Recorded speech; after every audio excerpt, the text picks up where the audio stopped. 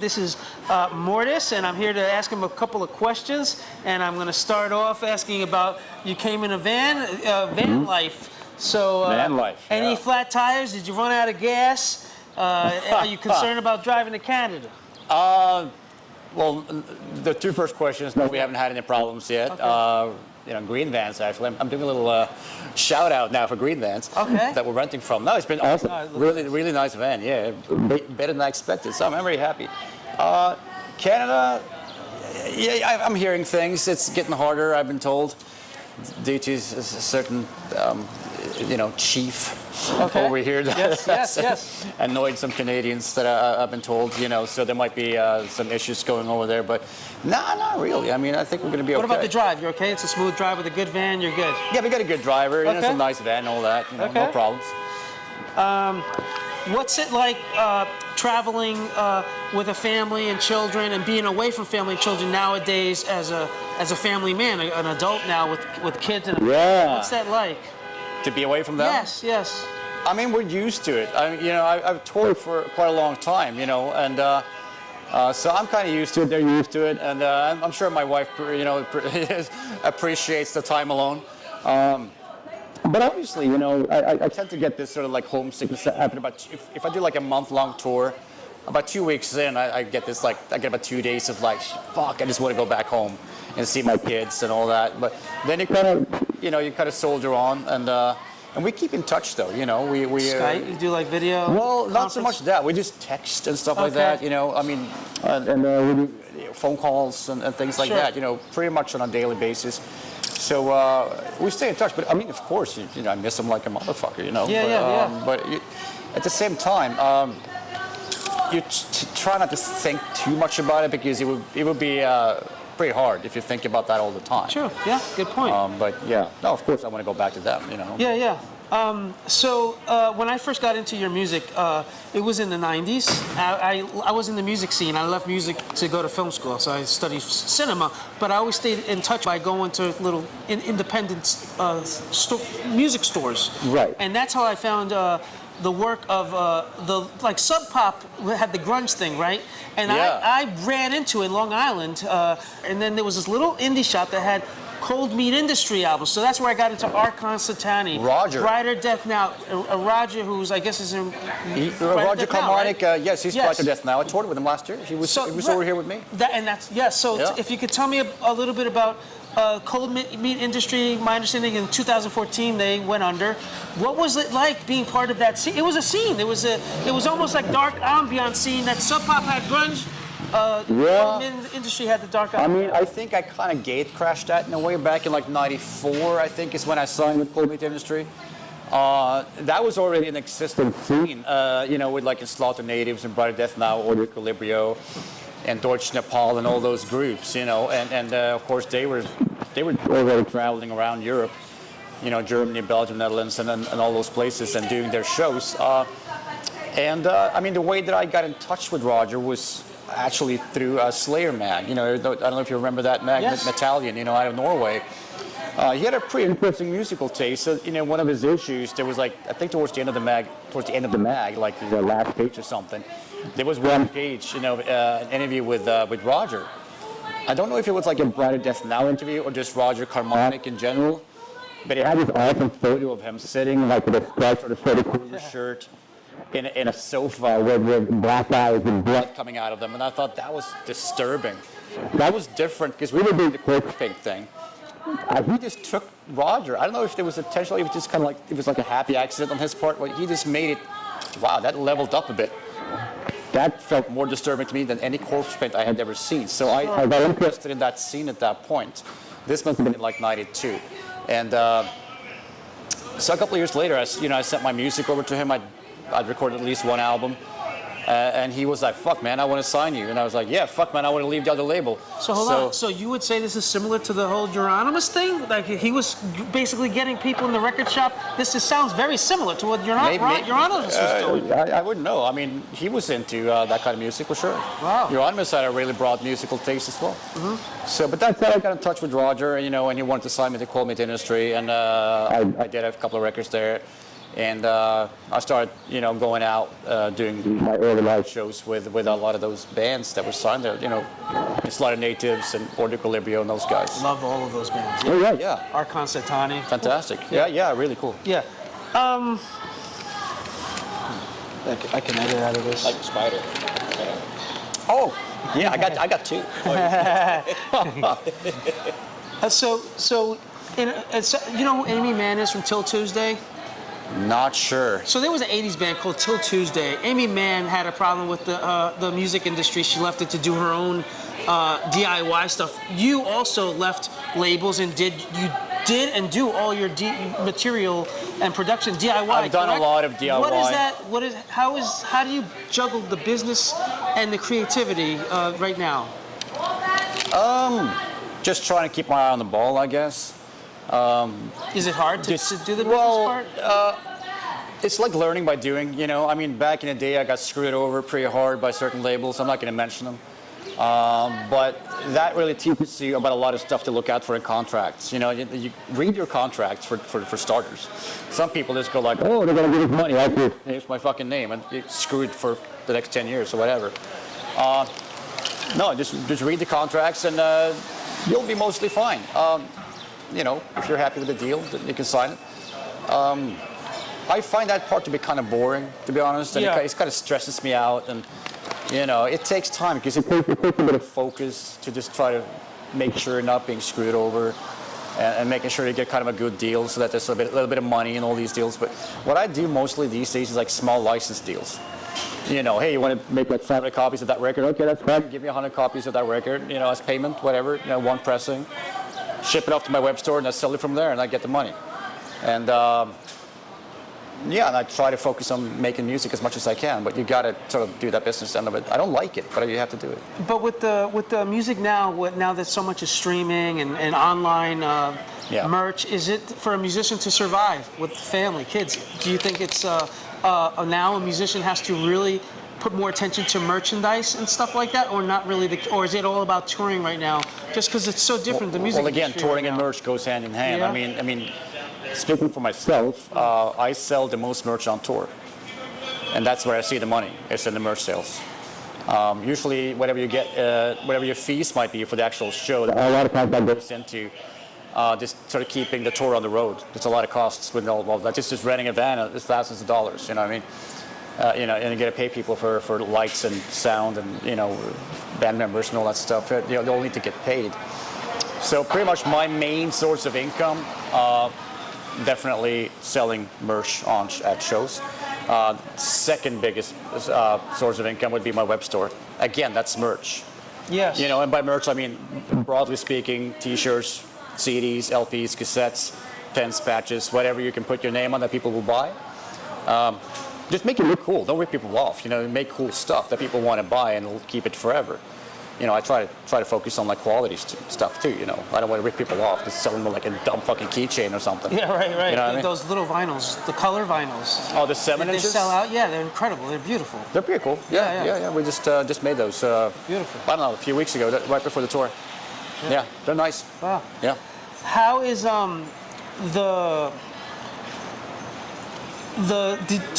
you had a relationship, and I don't want to talk too much about the whole '90s Lords of Chaos thing. It's been over. Let's talk about something. Yeah, it's been talked about a couple times. So many times. Yeah, but the one thing that is interesting to me is last year in December, the store was the record shop did go on fire from the basement. That's Näsebrod. Yeah, that's not the original Helvete store, but they did move into the premises many years later.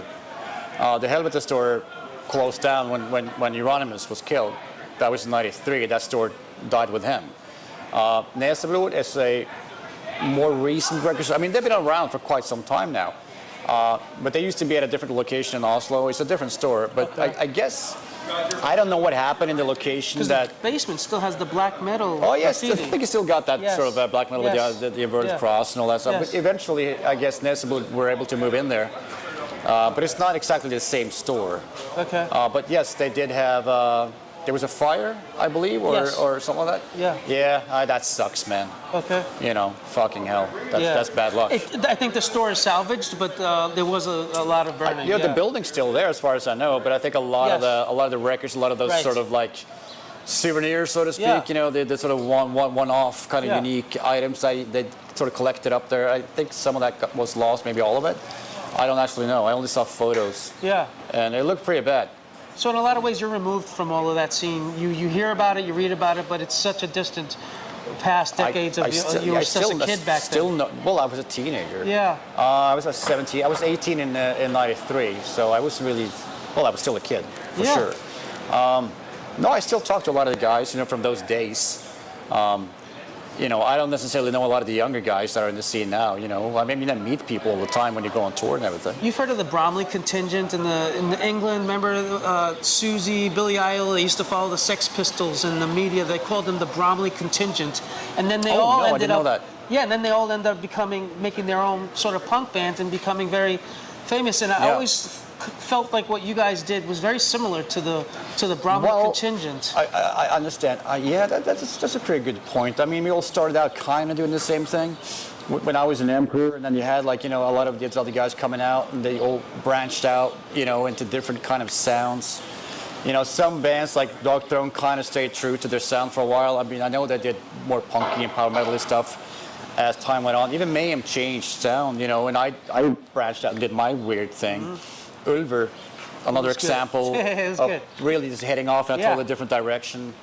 Still, I think we still also retain that strange atmosphere, though. So we're still linked together to that old sort of like, you know, breeding ground, so to speak. You know, that goes back to 91, 92, 93.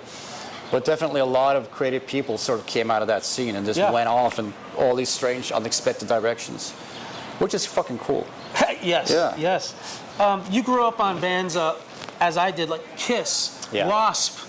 Not sure if Motley Crue, I imagine Shout at the Devil, perhaps. Oh, no, you know what, Shout at the Devil? Got a weird story about that. Like, my parents who weren't really into music, I must have been about 7, because that was like a new album at the time. I just went through my parents' records. They only had like maybe 50. All of a sudden, I pull out fucking this black album with this fucking pentagram. Like it's a pentagram, but it's got that sort of lacquer, you know. It's like embossed, It's not embossed, but it's lacquered. Just like if you turn it around in certain angles, it shines up a little bit. It's really cool. Yeah. And I just opened a big cool. It's like this inferno of fucking cool, 4 cool dudes. Well, I wasn't sure if they were dudes. I was like, Vince Neil might be a lady. I wasn't really sure. I'm like 8 years old. Like, I'm not. Well, it's a guy because he's like doesn't have a shirt on. So I was like, in the face. What the fuck? What is this? You know, and that was like, it was fucking Motley Crue. And I was asking my parents, like, why do you have this album? It's clearly hard rock music. And they also had Accept Balls to the Wall for some reason. I mean, it turns out they were members of like a record club. Wow. They didn't like buy the those penny clubs where you scotch tape the penny. No, they were like in a record. They were members of a record club. But back in those days, you can like subscribe to like a records club, and you would just get a couple of albums a month. Parents exposed you to good music, actually. Well, unintentionally, because they were like, we didn't ask for these records. We don't know what the hell this is. Usually, they would listen to like Eric Clapton or something, you know, blues stuff. And at the time, I'm not even sure if I listened to them. I just looked at the pictures. Yeah. Because I'm a visual kind of guy. I mean, I've always been into visual shit. You know what I mean? So, I was just thinking, it's like we're in hell being photographed. I was like, oh, this is so cool. It was scary at the same time because I was like, wow, people like this exist. In the videos too, we're scary. Yeah, I didn't see the videos until way later because I'm from Norway and we were like isolated. Yeah. You know, but that's a nice early memory of Motley Crue. So I mean, I love the 2 first ones, Too Fast for Love and Shout at the Devil.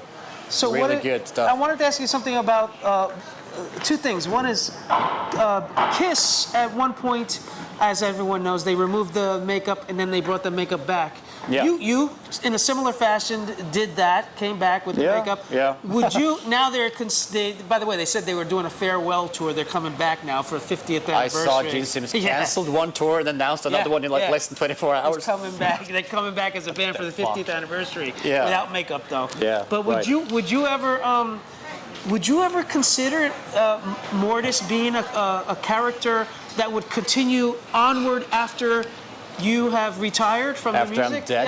Yeah, or retired. You know, they're gonna do those. What is it? Those You can emoji easily, things, those you could do avatars. something. I don't think I'm big enough for any interest in that for anyone to take over that kind of business.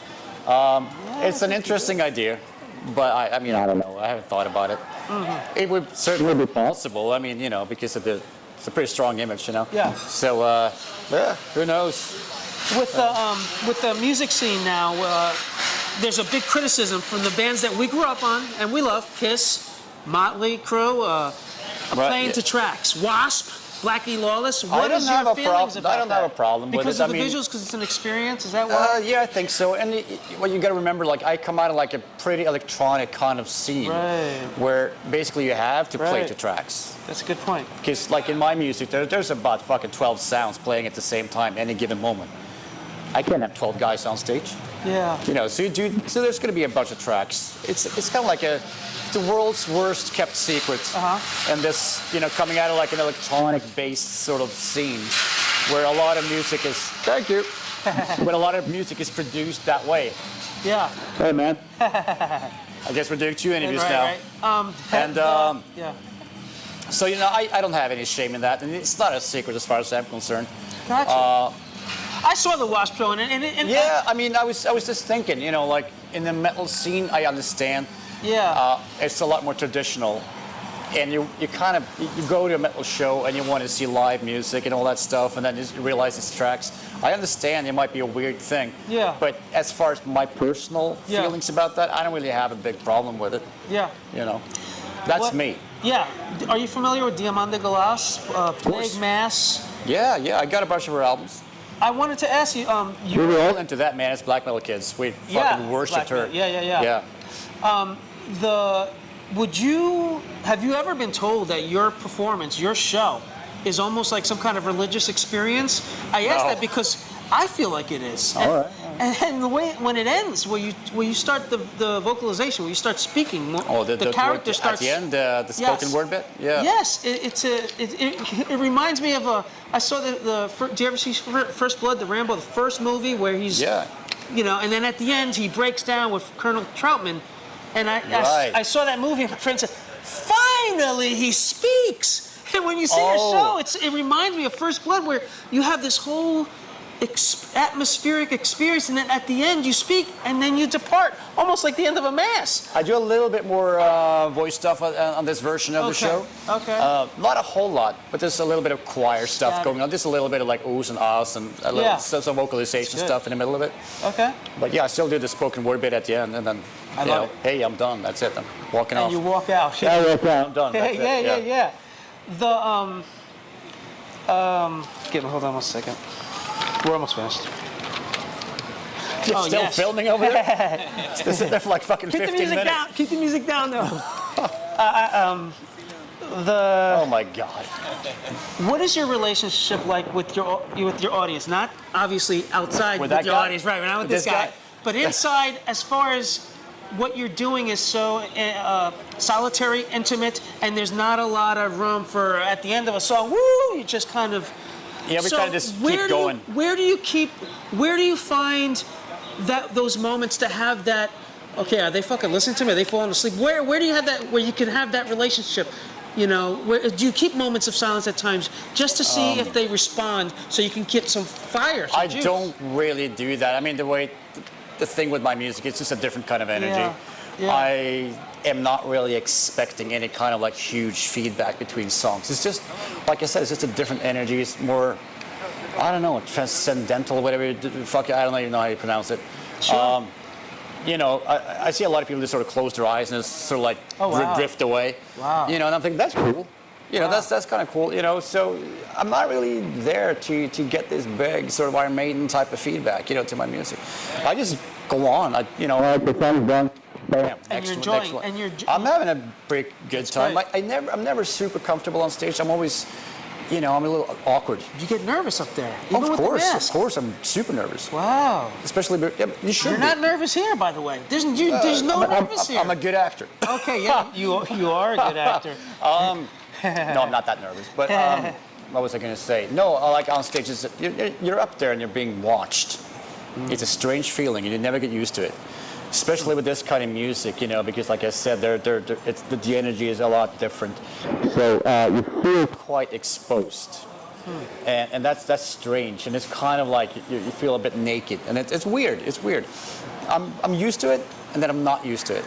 You know what I mean? So yeah, I'm always going to be really nervous before I go on stage. I usually calm down like after like 5 minutes.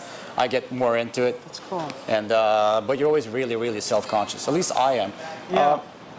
But as far as I'm concerned, it's not a bad thing. The way I feel, it means you care.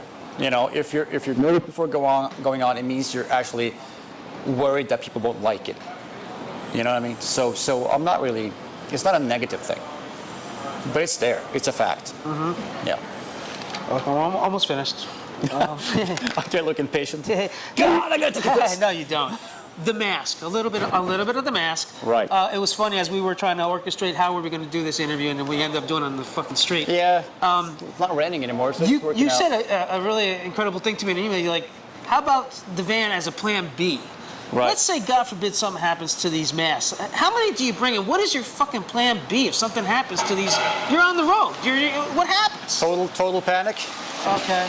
Sit down and cry in a corner. Okay. So there's no plan B. There is one. There is a plan B. Okay. But I really do need to make some more masks. I mean, I don't have a lot of them left. Let's put it that way. It's been around for a long time. So basically, I need to get more. Yeah. What's up with the mask as far as you're very. When you do interviews, you don't like to bring out the mask. It almost reminds me of Michael Myers. The whole like this holiness about it. Like there's a mystery behind it.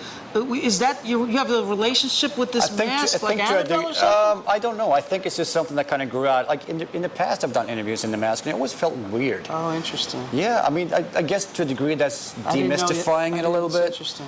And I don't know. I think it has its place. Which is on stage, artwork, photo shoots and things like that. I'm not doing this, Kiss 1975, nobody can see our faces kind of thing. Yeah. I did it for a little while in the 90s and just gave up, but I just thought it felt, I don't know, contrived or something like that. I'm not that holy about it. Like, people can see my face. I don't fucking care. I think it doesn't matter. It's honest without it. Yeah, and the thing is, like, I'm a bit of a chatterbox, in the mask, that's not easy. It kind of does stiffen up your face a little bit because you put it on and glue and everything. Are you worried about a damage to your face with this? I know you say... It's too late for that. It's way damaged, super damaged. It's completely fucked up. You think so? No, I'm just kidding. I'm just kidding. Okay. You look great. Yeah, no. I'm old now. So you don't think it's too concerned? No, at one point not you really. said that the glue got in your eyes and you couldn't see. I saw an interview where you spoke about it. That's happened sometimes. That's very scary. It's theatrical glue, man. I mean, it's not like they're gonna make this fucking crazy acidic fucking street trash fucking you just melt, turn into a fucking blob. Yeah. No, but it hurts if you get it in your eyes. Like whatever, you get soap in your eyes, it hurts. Yeah. It's not gonna kill you. It's just a fucking pain in the ass. Yeah. That's happened. Also, your eyes get stuck shut because it's glue. Yeah. So you gotta fucking pry them back open. I've had that happen like 10 minutes before stage. I'm like, oh no, I'm blind. That's not a good moment, but it's not dangerous. It's just kind of annoying. Yeah. The era one, obviously, you're focusing on your early era, which I on this tour, yes. Yeah. But your the record that you're going to be working on next, are you going to be integrating some other? There's going to be some vibes that kind of takes you back to that. It's sort of like I feel like I've taken every sound I've ever had. Like I had this sort of Smell of Rain thing in the early 2000s, which was sort of, what do you even call it? Like electronic goth rock type of thing, with a lot of melody, but a lot of programmed synthesizers and everything, and then I went into the industrial period where it was way harder and angrier. Yeah. I always made music that reflected the way I felt. Mm-hmm. And these days, I guess I'm a little all over the place. I really want to try a lot of things. And so this moment of that industrial sort of anger, this dark sort of dungeon vibes of the fucking 30 years ago, early 90s. There's a little bit of that in there. Some Smell of Rain catchiness. And then I'm taking all of that in a new, weird, strange directions with all these cool female singers that I have on the record. So it's starting to sound like Dead Can Dance at certain moments, you know, really going into that mysterious soundscape. We just did 2 videos on Iceland, which is very atmospheric. That island is fantastic. It's incredible. We just drove back across the whole south coast. Filmed for 2 days. Black Sand Beach? We were there. Yeah. And my daughter's like the main person in both videos. Oh. She's 16 now, and she did a fantastic job. So those videos are going to be very atmospheric and cool. So bringing a bit up... like an enigma. Yeah. Dead Can Dance mixed up with like some Mortiis kind of vibes. Wow. Yeah, it's a bit hard to describe, but I'm really happy with the way it's going. It's not done yet. Okay. But and you keep saying that, so you're just being I know, really... but the problem is like I've been touring so much the last year, maybe 2 years, that that's sort of eaten up so much of my time. Yeah. I haven't really had time to really sit down in the studio and just like focus like for a couple of months, do nothing but music, you know. Right. So I'm hoping for that to happen this summer and finally finalize this record. And what were these fine art gallery photos, these amazing photos that the Sebastian stuff in Norway? Yes. Those are pretty old. Like the stuff on the lawnmower and the wheelchair. And we had this. Incredible. Yeah, he won some awards for those. Yeah. As a matter of fact, which is very deserved because he's a fantastic very photographer. cinematic. Yeah, he's incredible. Sebastian Ludvigsen. Yeah. We worked together a lot in the 20 years now. We're going on 20 years. We must have had 15, 20 photo shoots. And a lot of those that are coming out are really nice. Would you ever do a film? Would you a feature film? Would you ever think about doing it with the Mortiis character as a silent film, almost like the silent movies? Cabinet of Caligari or something like that? That type of stuff I would consider. Any like acting with dialogue, I think we would go into like massive cheese land immediately. So I wouldn't want to do that. Have you seen the Begotten, the experimental? Oh yeah. That was a dude that you doing. That was a fantastic movie, and actually I remember Elias Majiz. That's the guy. I saw that like 20, 25 years ago, and I was like, I gotta get this guy to make a video. Nature Disemboweled or something. Yeah, I know. It's all sort of like it's so symbolical, you know. Something like that. So the story is, I saw it and I was like, I gotta get this guy to make a video. How can we get hold of this guy? And then someone said, well, he already made these Manson videos. I was like, oh God, okay, so he's expensive. Okay. So there you go. That was a dream for about 2 seconds. Well, but it's still a fantastic movie. I'm a king of optical printing. All right. Cool. Yeah. I think I'm almost done. Hey, Ray. Thank you. That's true. You're fucking amazing, bro. You're giving me the time, and I appreciate it so much. Tell us about the fucking tattoos. You never talk about your tattoos. How do you make the choices of the tattoos? Oh, that was a long time ago. That was just you being a kid getting tattoos? Yeah, pissing up my parents. Okay, all right. So that's just there. So Nothing to do with the... Okay. Nothing to do with, like, Mortiis or anything. It was just me wanting tattoos. Okay. Yeah. Nothing's magical about that. 2 more questions. All right. That's it. 2 more questions. One is, did you ever fuck up live on stage? Did you ever hit a wrong key and you're like, fuck, oh my God. Well, you just gotta play, you gotta do a Jimi Hendrix. Yeah, I mean, what I do is pretty simple. Like I said, I play on top of tracks, so I can get away with a bunch of shit. Okay. You know? Okay. There's no secret in that. And I do pretty simple stuff because I'm not a great player, so I choose to do like simpler stuff on stage in order to not fuck up too badly. But like, I've done some serious fuck ups, like with forgetting that spoken word bit we were talking about at the end. Yeah. Thank God it's in Norwegian because I keep messing that up like every show. I just get the fucking lines wrong. Yeah. And I end at the wrong place. And I just really mess it up. Yeah. But it's a lot of this is like in the performance. As long as you can like, the delivery is cool, you get away with it. Yeah. And especially back in industrial rock days with Mortiis when we're doing like the grunge album, the Great Deceiver record, the way we would perform was really punky, you know. So we were hurting each other. I broke my guitar player's ribs like a couple of times and shit like that. And I would completely forget lyrics. Times. Yeah, I'm afraid so. I didn't mean to. There was a bit of a oh my God. There was stuff happening on stage. Yeah. You know, microphone stands flying and shit like that. And mics were flying and it was kind of crazy. So oh shit, it's a chorus. I should have started singing like fucking, 10 seconds ago, like, oh God, what do? I don't even know what I'm doing. Yeah. So I fucked up a lot, but like, it's not really a big deal. To me, it's always more like if you do a cool performance, I think that's more important than being like dead on, Yeah. But of course, if you Rush, you want to be sort of dead on, but like if you're Mortiis, it's not really, we're not that level. Fuck it. Did you ever have a dream of Mortiis? Did you ever dream of that character? Did you ever go to sleep and you actually dream of yourself in this character? Did you ever happen? Seeing myself stare into my bedroom window? Yeah, no? If I have, then I've forgotten about it. Okay. I mean, I don't know if you remember all your dreams, but I can't remember to having done. I mean, I've had fucked up dreams where like all of a sudden I'm a member of Kiss and I'm on stage and I'm playing guitar and I'm like, you realize you don't know how to play guitar? That might be true. They might have fired because they fire all their Yeah, but it's one of those like I think it's one of those dreams where like it's all about like how you feel like you're not good enough for stuff. You know, you're like, damn, I'm Ace Frehley and I don't know how to play guitar. So you see that crowd of like 15,000 people just walk out, like, you know, because I don't know what I'm fucking doing. That's a terrible dream to have. So I had that with Kiss and Motley Crue. And I think I might have had with 9 Inch Nails, where I was like, suddenly I'm Trent Reznor. That's great. Like, I'm not fucking Trent Reznor. Like, God, That's what great. am I doing up here? It's just, yeah, it's fucked up. Yeah. Yeah. Wow. There's something I was going to ask you. The book, you would consider that book you put out like a biography? No. It's just like the scrolls and all of that. It's a collection of lyrics that I wrote that kind of created that basically make up. That's the one. Yeah, it sort of makes up the whole world of Mortiis. But you did all of this.